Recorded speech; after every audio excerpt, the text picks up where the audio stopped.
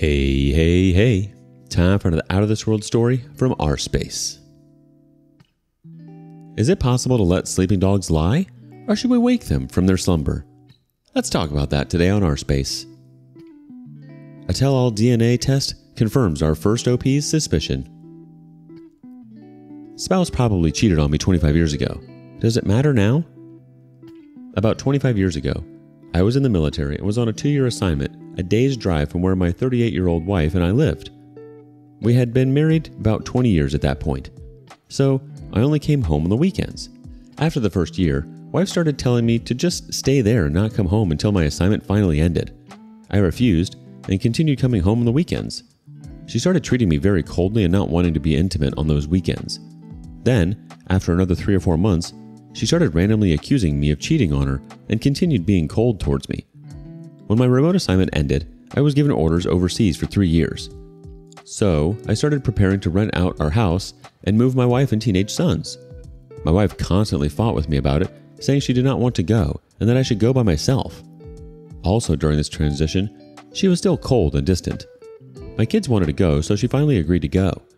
Once we got to the new location, she started constantly finding fault with everything with me in the location. So after 6 months there, I received permission to move her and my kids back home at the end of the year. The next 6 months were cordial at best. She was still cold, but allowed some intimacy about once a week. As the end of the year drew closer, she became excited about moving back and withdrew from me again. She stayed withdrawn from me for the last month or so. I took 2 weeks leave about a week after she departed with the kids and went back home to help out. After about 3 hours of arriving, she was telling me to just leave and go back to my base. I stayed for about 10 days and returned to my base overseas. I was there for another 2.5 years. I would go home about every 4 months for 10 days and be treated the same way as I was the first time. We would be intimate maybe twice in those 10 days, but I got a feeling she was doing it out of a feeling of obligation rather than desire. Also, she acted as if she wasn't really happy I was there and even stated she would like it better if I did not come back home until my time overseas was finished. For that remaining 1.5 years, she remained cold and distant when I visited, and whenever I would call her to see if all was okay. If I mentioned I had went to a cookout or bowling, she would accuse me of cheating and hang up. She would also constantly tell me everything was my fault and was always in her way of doing what she wanted. After I finally got transferred back to the coldness and distance remained. After 6 months back, I moved out. I stayed gone and even told her that if that is the way she was going to be, I wanted a divorce. So she agreed to marriage counseling.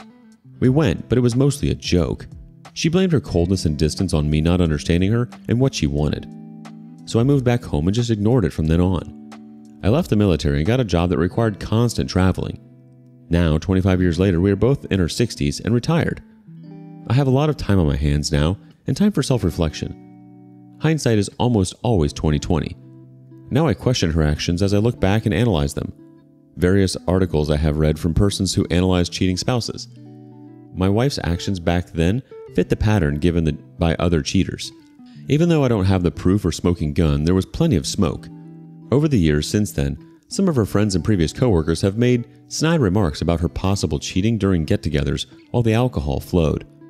I have mentioned it to her a few times. She never denies what they say, but responds questioning their honesty or that they were probably doing themselves. We still have an occasional blowout. A few times I have been so emotionally drained by always being who she lashes out at that I leave for a few hours just to get my composure back. When I come back, I tell her that I will leave if that is what she wants. Then she immediately states that she never cheated on me and has always been faithful. To recap, 25 years ago, my wife exhibited the cheater's telltale symptoms listed by many professionals in the marriage counseling field. She pushed her spouse away, became distant, constantly found fault with her spouse, constantly denied cheating even though never accused of it, and constantly accused her remote spouse of cheating. Also, she constantly worked overtime on the weekends at her company, even though no one else there did except her boss. This occurred for about 3 years. So now to my question or dilemma. We've been married for 45 years now. I'm now questioning our entire married years. I can't bury it in the back of my mind anymore. Should I leave this sleeping dog alone, or should I discuss it all with her and probably tear our marriage apart? Update. A few of her coworkers, also Asian, are still around. They were also her friends. I have to be really careful because they stay in touch on Facebook. So I knew a couple of the husbands and will possibly try to talk with them. The 2 oldest kids were already out of the house. Youngest lived in the video game world and never paid much attention to her comings and goings. But I will talk with them a little. Update. So I tried to reach out to someone and was very careful in what I said. His wife immediately called my wife asking why we were separated and other BS. Glad I did not actually ask my real questions. So this tells me I can't. So I will just confront her directly and try to get her to believe I actually know something and not just suspicion. Need to get my physical living accommodation set up here in the US first. Let's see how the community reacts. Know Who You Are 21 has this to say. Yes, it matters. To me, cheating is a deal breaker, so I'd be gone if I were in your shoes. I was, but I found out my wife was cheating in real time, and even though we'd been together over 24 years and married over 16 years with 3 children under 10 years old, I divorced her right away. You do you, but I see no need to discuss it with her. I just informed my lying, cheating wife I knew she was cheating, and I told her I was divorcing her, and that I would be moving out in 2 weeks, which is what I did. 5 months later, our divorce was finalized. I didn't ask her about the affair. I didn't want to hear her lies, her justifications, her excuses. Why? She cheated and nothing she could say could or would change anything. I think anyone who is willing to point the finger at their spouse like she was means that she was probably the one that was doing the cheating. I think maybe it's easier for cheaters to point the finger to sort of take the suspicions away from them and project it on someone else. After all, I think it's bizarre that she never really wanted you home. It seems she definitely had the space to do whatever she wanted with whomever she wanted. I'm sorry you had to go through all of that for so long, OP. I think eventually, things find their way back to the surface. You shouldn't have to continue to bury it. Update. It has been a while since my original post, and short update. I might have posted an update after the ones on the original post, so I confronted her. She denied and kept asking who told me. She then just brushed it off as whoever it was must be jealous of her. Even after I itemized her behavior back then in detail, she just continued to deny, then started accusing me of not being nice back then and that I hurt her by not trusting her. She also kept wiping non-existent tears. Now this discussion was over video chat, so there might have been tears. But as soon as I backed off, she just started saying I just had bad communication with her, etc. Since then, I tried to get past it. Took her on a Caribbean cruise, but I just don't have those loving feelings. At this point, I don't wish her any misfortune, but just want to leave her. Now my oldest son and his family decided to get ancestry DNA tests. Told me the wife and I should. So I did, and I had my youngest do it also. Turns out my oldest son and my youngest son are only half brothers. The DNA test also shows that my oldest son is not my biological son. My youngest is. I never suspected this, but there was no fidelity. My wife was pregnant for about a month before we met. 2.5 months into our relationship, she told me she was pregnant. I was 19, so I assumed it was mine. I was quite naive and stupid then, so my upbringing and my infatuation convinced me I needed to marry her. So I ended up raising 2 kids that weren't mine. She had a 4-month-old when we met, and one that was. I loved the 2 oldest just as much as my youngest. That will never change. I have not told the wife about this yet. I need to discuss it with my oldest son and then all 3 of them. Then I will also inform them that I'm divorcing her mother. The 2 oldest will have to ask who their biological fathers are. I have no clue. Then, I will video chat with her and inform her of everything and my intentions to file. I still feel that there was at least an emotional affair and possibly a physical affair 25 to 30 years ago, but I most likely will never know for sure. My decision is really based on the years of the emotional and threatened physical abuse, constant lack of respect for me, and lack of empathy or consideration for anything I needed or wanted. I will post additional updates as significant actions are taken. Let's see what the community has to say about all of this. Primary Control 8881 says, "Oh my gosh, why did you stay married to her for so long? I read the original post and what you went through is so horrible. She will get her karma though." Playful Arm 8590 says, "Whatever you do, please seek counseling for you and your kids. The damage she has done is life-changing. I'm sorry, man." Life Yogurt Closet 98 says, "All that time wasted. You could have been with someone who respected you while co-parenting. Sorry, that's really the only thoughts on my kind, OP. It's crazy you stayed so long, and it's crazy how girly parts whipped her friends' husbands are to narc on you like that. You're already accusing her of cheating, you might as well tell her friends and not the husbands. Just be direct. Good luck though. I hope you find something worthwhile." The OP replies, "Back then if I knew she was pregnant with someone else's child, I would not have married her. so no co-parenting would have been required by me. Oh boy, this is some serious news.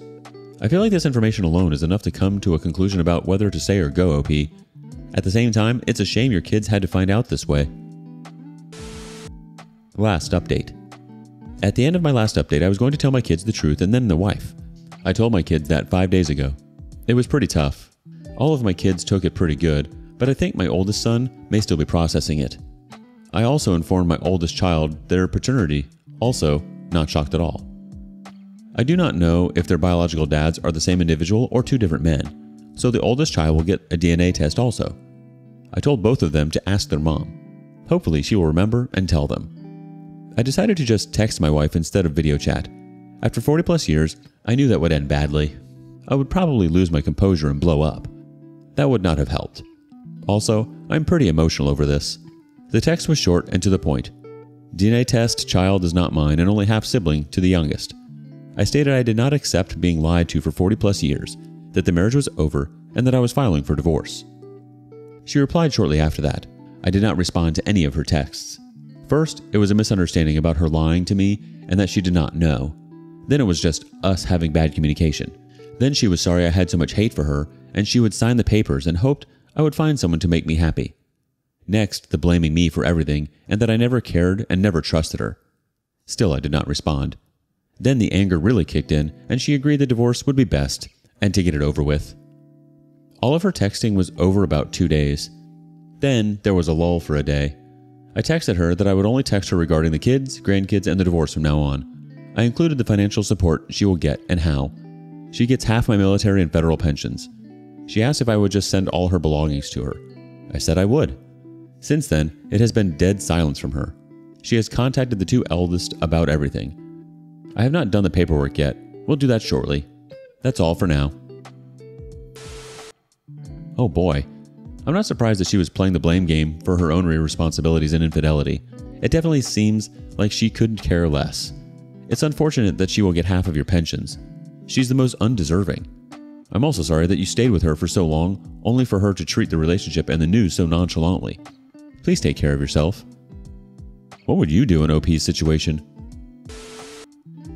Our next OP asks if it's possible to find closure in seeking retribution. Well, is it? You tell us.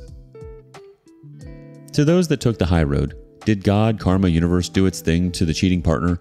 Did they ever get what's coming? Whatever that looks like. I can't call HR. Some do, some don't. It's been 6 months and I haven't even seen a text to the affair partner telling her all the vile things she deserves to hear. I'm basically holding back any retribution, revenge, and I just want the natural law to take its course. Wanted to hear thoughts from others on this. Ness Shot has the first thought. Was with my soon-to-be ex-wife for 15 years, married for almost 10, with a 6-year-old son. Found out she had been cheating for about 5 years and with a steady affair partner for about 4. She told me she was leaving and I begged to work on things and get her back. She still left and I was heartbroken and became extremely depressed and needed to go to therapy. Fast forward a few months.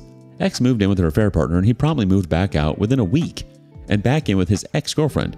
So now my ex is flat broke and in debt, lives with her dad, and has a very weird throuple relationship with the affair partner and his girlfriend, while I'm in a new, very happy relationship with someone I find highly attractive. The sex is plenty and amazing. Got a raise and a bonus at work. Have full custody of our son and generally am living my best life. All the while, I've been treating my ex as nicely as possible while her world falls apart, and my life has just been getting better and better. She even tried to get back with me a while back and I immediately shut her down. She says all the time that her life now is her karma for what she did, and she's not wrong. Funny how things work out sometimes. Seamus Wood checks in with, I didn't feel like I needed revenge as I knew karma would not only run them over, but back up and run them over again. I had her served at a hotel where they were supposedly going for a professional conference. After she was served, she called and said that I was wrong and that she was actually at a conference. I said I was greatly relieved and asked her to send me a photo of her standing next to one of the professional organization's banners, or send me a copy of the official agenda for the conference. She lost it at that point, and I hung up. My lawyer had someone in the lobby of the hotel who videoed the guy from the sheriff's office giving her the envelope with the paperwork in it. She had no idea that I knew what was going on. I talked to a affair partner's wife about an hour or two before wife was served. Affair partner's wife checked PC and cloud and found videos of affair partner with my wife and several other women. She kicked him out when he returned on Sunday. He stayed at a hotel pretending the conference was actually going on. Wife was fired from work, lost her professional reputation. Kids hated her and wouldn't talk to her. Son still doesn't talk to her after almost 5 years, and daughter rarely talks to her. She was placed in the psych hospital multiple times over years. The first time, almost immediately after she found out he was also with at least 2 other women at the time, besides her and his wife. It was suggested that he leave the graduate program that he was almost done with. Heard he got into a new program halfway across the country at a very small college, but had to start his program from square one. Love revenge and revenge stories as much as the next person. But for me, I don't feel the need to do anything, as I believe that they will get what they deserve. And even if they don't, they still would have to live with being the terrible people they are, which is more punishment than I could ever inflict on them. Just a Slice of Hope has a contribution. To answer your main question, yes. He lost his house and lives in a run-down trailer with no heat or water. Affair partner lost her job and certification and had to move far away as she was shunned by everyone. Are your partner and affair partner still having an affair? And she's still his boss, right? Per your previous posts, you've mentioned for months that she's promised him a promotion he's still not gotten. Are there other employees that would not get the promotion she's promising him due to their affair? There has to be, right? Or she can't be promising it just to him. You don't need to call their HR. You can create an anonymous email and send it to them and the bosses. You can write an email from the point of view of another employee in such a way that it's all on her.